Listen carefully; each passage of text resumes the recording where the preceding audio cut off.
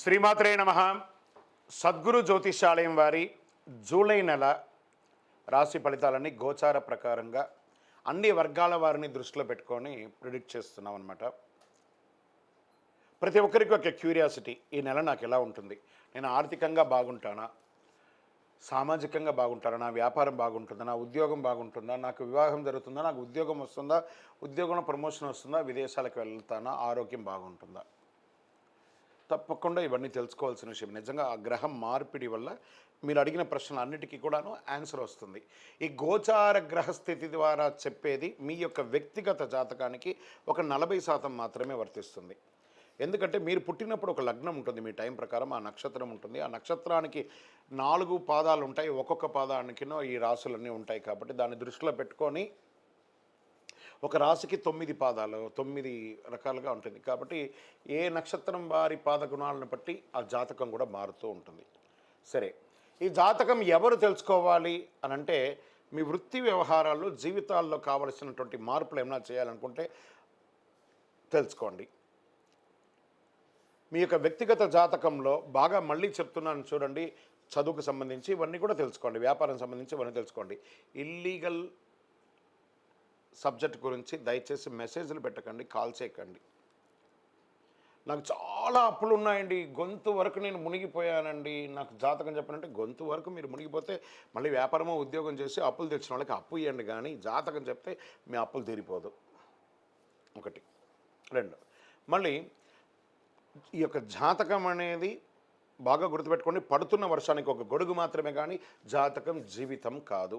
మీ యొక్క వ్యక్తిగతమైనటువంటి జీవితాన్ని నమ్మండి, మీ వృత్తిని నమ్మండి, మీరు చేసే వృత్తిని దైవంగా భావించండి, మీ జీవితం బాగుపడుతుంది. జాతకం సపోర్ట్ మాత్రమే, నడుస్తున్నటువంటి రోడ్లో ఒక స్పీడ్ బ్రేకర్ మాత్రమే, కానీ ఆ రోడ్ని అయితే అప్పుడేం భగవంతుడు మీరు జననమైనప్పుడు మరణం వరకు రాసేశారు. మీ యొక్క జీవితాన్ని ఒక గొడుగులాగా దీన్ని ఉపయోగించుకోండి. జ్యోతిషాస్త్రరీత్యా ద్వాదశ రాశుల్లో 2వ రాశి అయినటువంటి వృషభ రాశి మిత్రులారా, మీరు కృతికా నక్షత్రం 2, 3, 4 పాదములు, రోహిణీ నక్షత్రం 1, 2, 3, 4 పాదములు, మృగశిర నక్షత్రం 1, 2 పాదాలకు జన్మించిన మీరు వృషభ రాశి వారిగా పరిగణించబడుతున్నారు. ఈ నెల మీకు శుభాశుభ ఫలితాలు ఎలా ఉన్నాయంటే, చాలా శుభవార్తలు అందుకోబోతున్నారండి వృషభ రాశి మిత్రులారా. 10వ ఇంట్లో శని, ప్రభుత్వ వ్యవహారాల్లో రాజకీయంగా ఉన్న వాళ్ళకి పదవి పొందుతారు. ఆ పదవి వచ్చి ఉంటే దాని ద్వారా లబ్ధి పొంది ముందుకు వెళ్ళే అవకాశాలు సజావుగా సాగుతాయి. దేనిలోనైనా విజయం సాధిస్తారు. శత్రువులు మీకు తల వంచుతారు, పరోక్షంగా కూడా లాభపడతారు. ఊహించని ధన ప్రవాహం కూడా వచ్చే అవకాశం చాలా ఉంది. అయితే నెలాఖరులతో సోదర సోదరీమణులతో ఏర్పడిన చిన్నపాటి విభేదాలు పరిష్కారం అవుతాయి. కుటుంబంలో సంతోషకరమైనటువంటి వాతావరణం పెరుగుతుంది. ఆకస్మిక అదృష్టం కూడా వృషభ రాశి వారికి కలిసి వస్తుందని కూడా చెప్పచ్చు.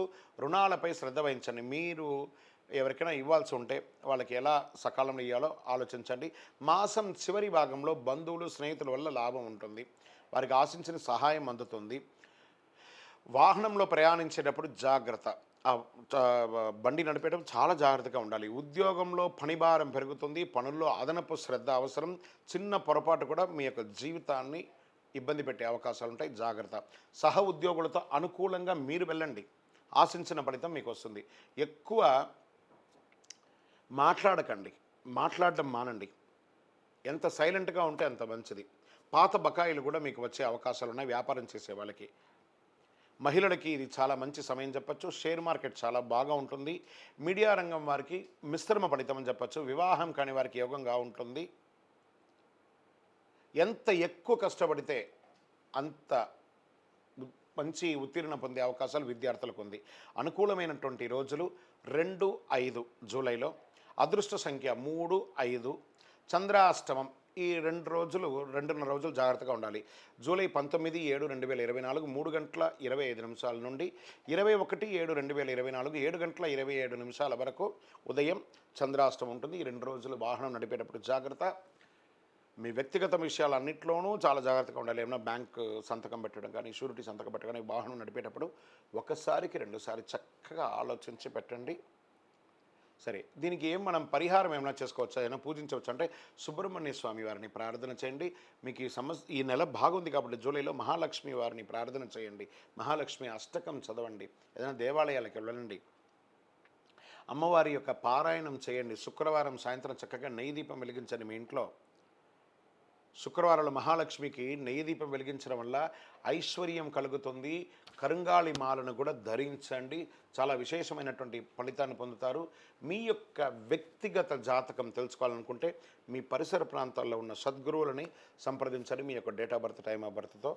లేదా మా ద్వారా తెలుసుకోవాలనుకుంటే ఈ కింద నంబర్కి మీ పేరు, date of birth, time of birth, place of birth WhatsApp చేసి మెసేజ్ పెట్టండి. ఇంకను సకల దోషాలు తొలగడానికి, ఆనందంగా ఉండడానికి మీ పరిసర ప్రాంతాల్లో ఉన్న మీ ఇష్ట దైవానికి వెళ్ళి మీ వయస్సు ఎంత ఉందో అన్ని నువ్వుల నూనెతో దీపం వెలిగించండి.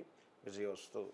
ఆర్టీవీ ప్రేక్షక మిత్రులకి మా యొక్క ఛానల్ ద్వారా పూజా టీవీ అనే ఒక ఛానల్ని కూడా మనం ప్రారంభించాము. మీరు మా ఛానల్ ద్వారా వస్తున్నటువంటి ఆధ్యాత్మికమైనటువంటి కార్యక్రమాలన్నింటి కూడా వీక్షించాలని మనస్ఫూర్తిగా కోరుకుంటున్నాం. మీ మిత్రులందరికీ కూడా షేర్ చేయండి. ధన్యవాదాలు.